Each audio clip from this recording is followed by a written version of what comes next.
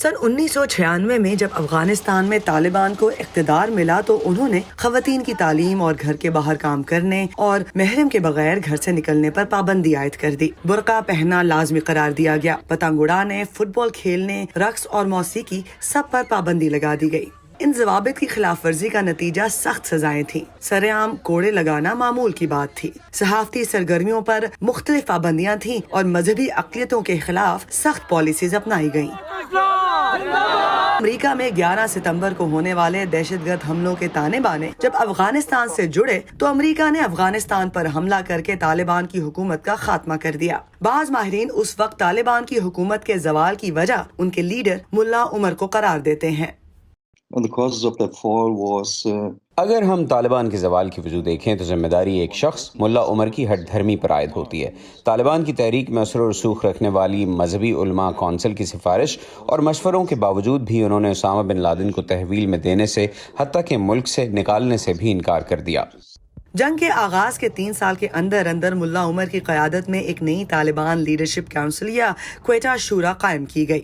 امریکی دفاعی اور سفارتی عہدیداروں کو اس شورا پر ہمیشہ یہ اعتراض رہا کہ اس کے ذریعے افغانستان میں طالبان کو مدد اور رہنمائی دی گئی۔ تاہم پاکستان آج تک اپنی سرزمین پر کسی ایسی کونسل یا اس کے اراکین کی موجودگی سے سختی سے انکار کرتا آیا ہے۔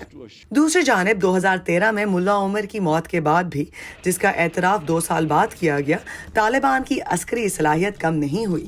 20 سالہ جنگ کے بعد بالآخر فروری سن 2020 میں امریکہ اور طالبان کے درمیان دوحہ میں ایک سیاسی معاہدہ طے پایا، جس کے بعد سے افغانستان سے امریکی فوجوں کا انخلاء جاری ہے۔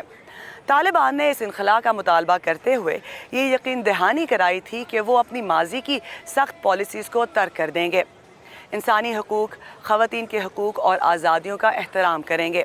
امریکہ کی مدد سے افغان حکومت اور طالبان کے درمیان بھی امن مذاکرات کا سلسلہ شروع تو ہوا، لیکن وہ تعطل کا شکار ہے۔ امن مذاکرات کے مرحلے کے آغاز سے ہی افغانستان میں تمام فریقین کی جانب سے لڑائی کی شدت میں اضافہ ہوا ہے۔ تو سوال یہ پیدا ہوتا ہے کہ آج طالبان کی قیادت میں یہ جنگجو گروپ ماضی سے کس طرح مختلف ہے۔ تھامس ریٹنگ کہتے ہیں کہ کم سے کم اب طالبان یہ تو جان چکے ہیں کہ وہ تنہا ملک نہیں چلا سکتے۔ وہ یہ واضح کر چکے ہیں کہ وہ سمجھتے ہیں کہ افغانستان میں دوسری مذہبی اور سیاسی قوتیں بھی ہیں، اور سن 2001 کے بعد سے سابق مجاہدین اور پارٹیز بھی سیاسی نظام کا حصہ بن رہے ہیں، تو طالبان بھی اب اس کو نظر انداز نہیں کر سکتے۔ میرے خیال میں جلد یا بدیر طالبان بھی سیاسی عمل میں ان کے ساتھ کسی سیاسی مفاہمت کی کوشش کریں گے، اور ان کے پاس اس بارے میں تجربہ بھی زیادہ ہے کہ دنیا کیسے چلتی ہے اور افغانستان کیسے چلتا ہے۔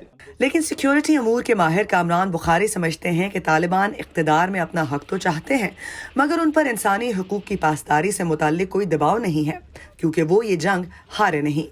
1996 سے 2001 میں جنگ کے حالات تھے، تو ہمیں اس کے اوپر مت جو ہے وہ آپ جج کریں، تو ہم عورتوں کو پڑھنے بھی دیں گے، نوکریاں بھی کرنے دیں گے، لیکن اس کا ایک کوالیفائر ہے کہ بھئی ہم وہ اسلامی اقدار کے تحت وہ سب کچھ وہ کریں گے۔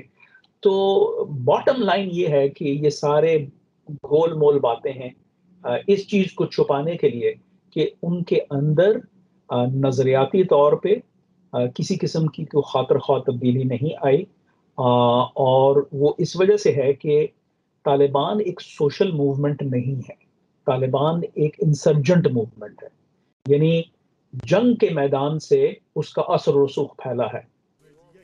افغانستان میں اس وقت خوف و ہراس کی صورتحال ہے، اور بعض ماہرین کو خدشہ ہے کہ بین الاقوامی افواج کے انخلاء کے بعد اگر طالبان اپنی ماضی کی پالیسیوں پر قائم رہے تو گزشتہ 20 سالوں میں حاصل کی جانے والی شہری آزادیاں کہیں چھن نہ جائیں۔